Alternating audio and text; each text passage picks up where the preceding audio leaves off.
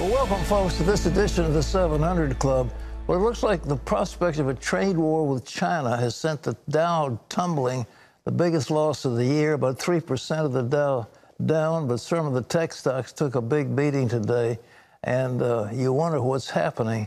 Well, I asked our staff to take a look at what was being done with China, and here are the facts for you right now. China holds $1.2 trillion in U.S. debt.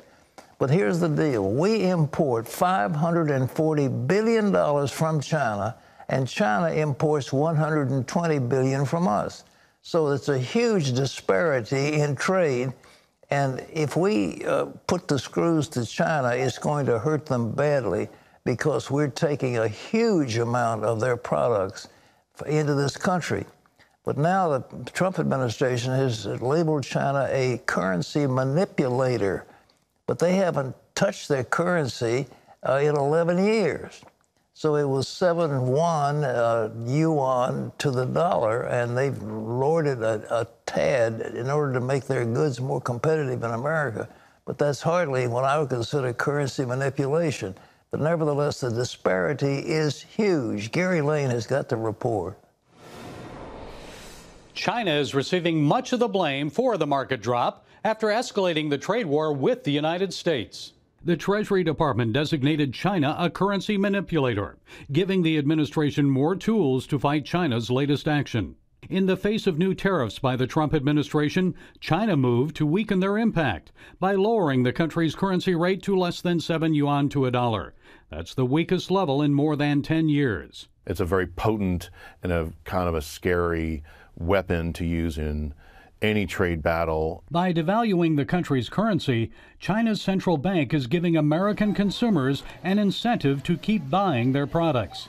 This follows last week's announcement from the president that the additional 10% tax on billions in Chinese imports would help level the playing field to protect American workers. China's taken hundreds and hundreds of billions of dollars out of our country, and now we're stopping the theft of American jobs. Lowering the currency rate means cheaper Chinese goods for consumers.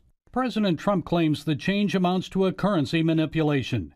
He calls a major violation which will greatly weaken China over time. It also resulted in significant drops in Monday's financial markets. It is an uncertainty about the future of maybe not even their particular company, but in so many companies. And there's a concern about that, the negativity that the media is portraying over all of this. American farmers may feel the pinch more than U.S. consumers. China's state-owned companies are halting imports of U.S. agricultural products. President Trump has pledged to provide $16 billion in aid to help U.S. farmers during the trade fight. And what impact might the unrest in Hong Kong have on U.S.-China relations going forward? Much depends on Beijing's response to demonstrations there. Troops are poised near the China-Hong Kong border, and propaganda video released by the People's Liberation Army shows soldiers undergoing anti-riot training. If China moves against the pro-democracy protesters with a Tiananmen Square-style massacre, trade talks would likely be called off, followed by likely sanctions imposed on China. In Sydney, Secretary of State Mike Pompeo said the United States and Australia are united in opposing Chinese aggression. We Pacific powers agree it's important to shine sunlight on bad behavior, however and whenever it occurs. As for now, trade negotiations with China are still scheduled to resume in Washington early next month. About the same time, the new tariffs are scheduled to take effect. Gary Lane, CBN News. Well, I think it would be a mistake to have a trade war with China, but clearly the imbalance is so enormous that if we really make it tough on China to import to America, it's going to hurt their economy dramatically because they have huge unemployment and they have huge poverty areas of that country. I was over with the head of poverty alleviation for the Chinese country and the government, and I said, what is poverty? And he said, well, we figure 100 calories a day of diet is the poverty level. Well, I tell you, you try to get by with 100 calories a day and see how you do. So, I mean, poverty is very prevalent, and they know if they can't sell their goods, they'll have rioting, and they don't want that. And none of us want to have a war with China. It would not be smart. Well, the president made a very eloquent speech yesterday condemning racism and white supremacy. But that's not enough for Democrats who blame him for 2 mass shootings. John Jessup has more on that. Thanks, Pat. President Trump said he's outraged and sickened by the mass shootings in Texas and Ohio. He's also called on Congress to find legislative solutions. Still, as CBN's Jenna Browder reports, some Democratic lawmakers blame the president with contributing to racist anger in America.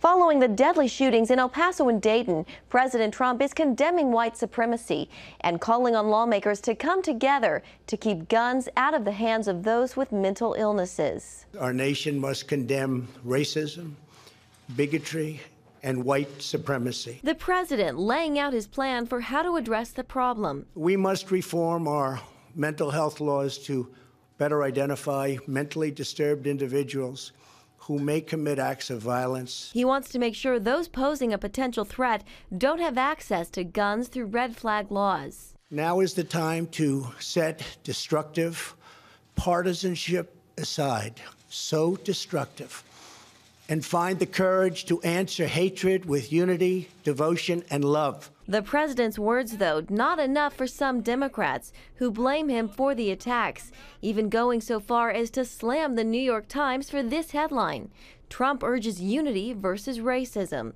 Representative Alexandria Ocasio-Cortez tweeting, "This front page serves as a reminder of how white supremacy is aided by the cowardice of mainstream institutions." And Beto O'Rourke, "Unbelievable." The Times changed its headline in the next edition.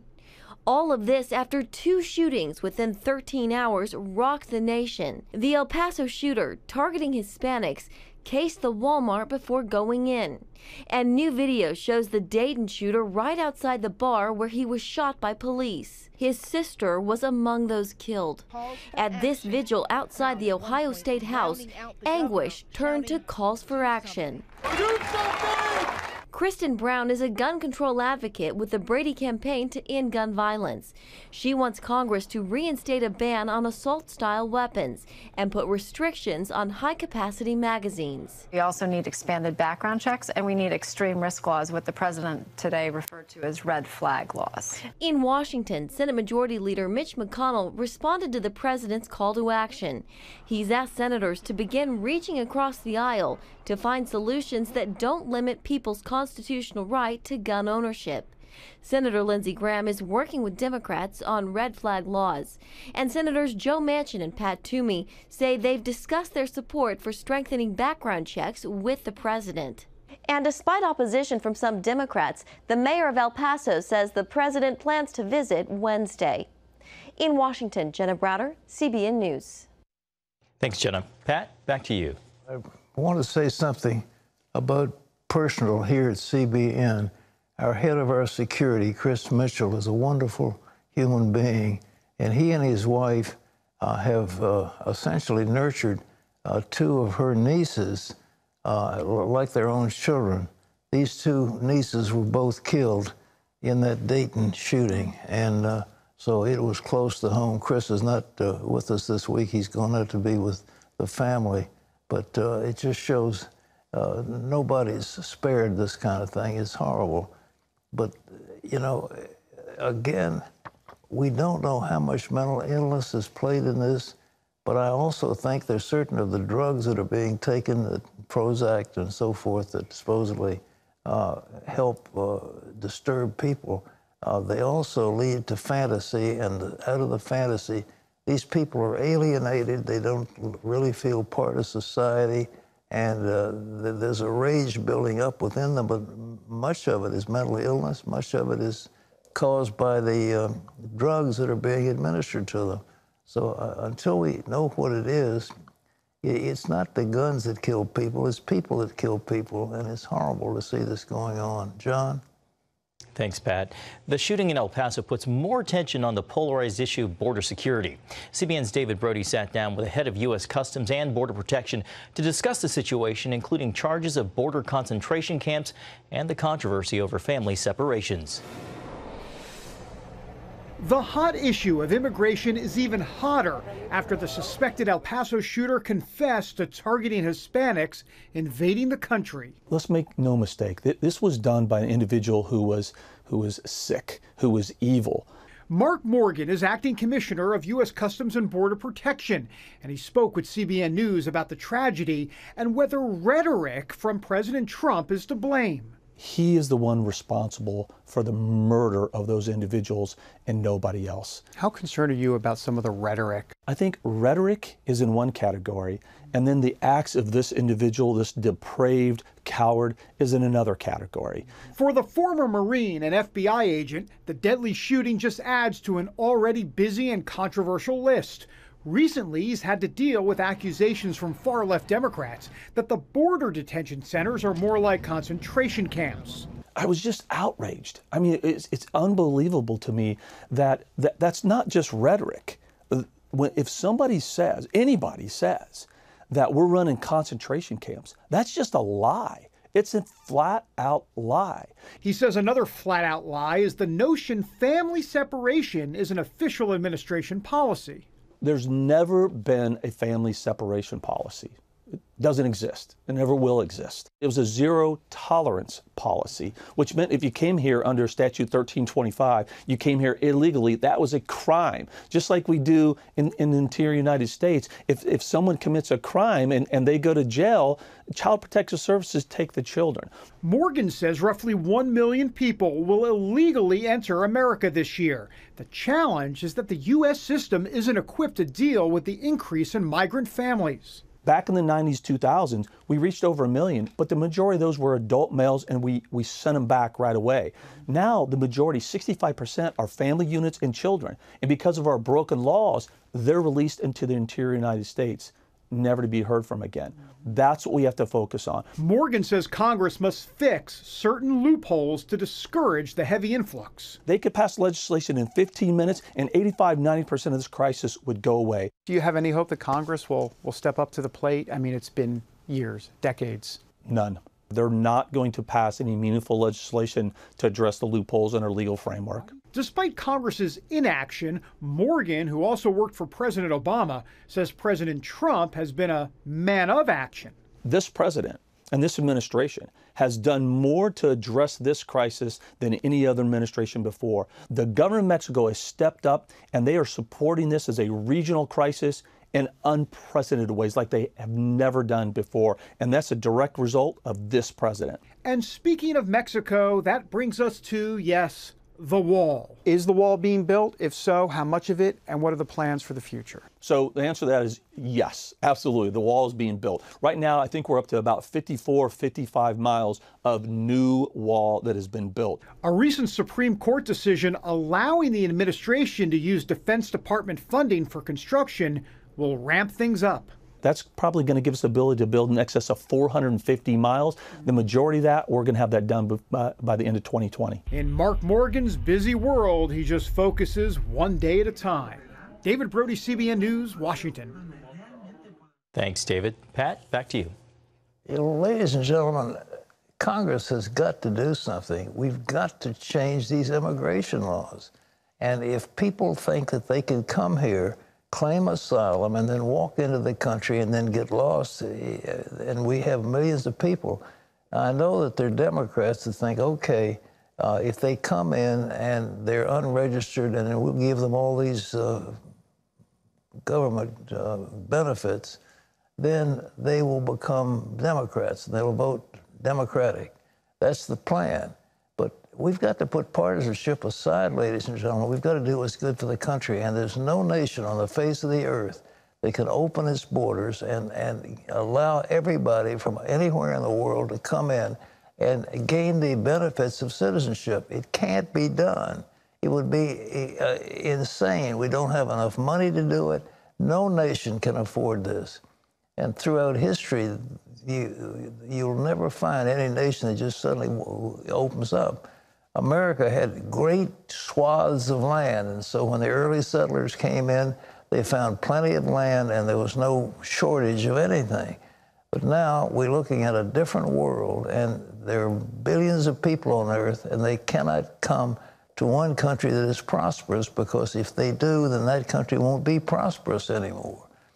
Now, one of the problems that we have been facing has been the Maduro regime in Venezuela. How do you get rid of him? Well, as long as he's being propped up by Cubans, by Chinese and Russians, it's going to be hard to get rid of him. But nevertheless, the president is taking another step that may have some impact. John? That is right. President Trump is taking the economic war against Venezuela up a notch, declaring a total embargo against the government and Nicolas Maduro. An executive order signed Monday freezes all government assets and forbids any business dealings with his regime, and could result in sanctions on companies or countries that do so. Maduro calls the move illegal. It is the first time in 30 years the U.S. has taken such action against a nation in the Western Hemisphere. It puts the socialist dictatorship, Pat, in the same level as nations like North Korea, Iran, Syria, and Cuba. Well, you know, just down the street from us is a service station that sells gasoline. It's called Citgo. And Citgo happens to be a subsidiary of Venezuela. It's owned by the Venezuelan government. And there's a judge who has ruled that lawsuits can proceed against that particular asset of Venezuela. But if we put these embargoes on, it's really not going to hurt Maduro. It's going to hurt the people of Venezuela who are suffering already. But something's got to be done. And this means that any bank that clears their money will be subject to sanctions. The United States can take away their license to do business. And you're talking about transfers of money, you're talking about currencies, you're talking about debt, you're talking about trying to finance their operations. They will not be able to do it with this kind of embargo on. But nevertheless, is that going to do the job? I think sooner or later, the Organization of American States needs to get together and say, this is a cancer in our midst. We've got to do something about it. If it's merely the United States, it'll be the Yankee go home syndrome. But in terms of the OAS, they could come together, and they need to come together and say, we need to take all necessary steps against Venezuela. And sanctions are nice, but military action is going to have to take place to get that thug out of power, because those people are suffering terribly. And he's bringing about suffering that's beyond measure.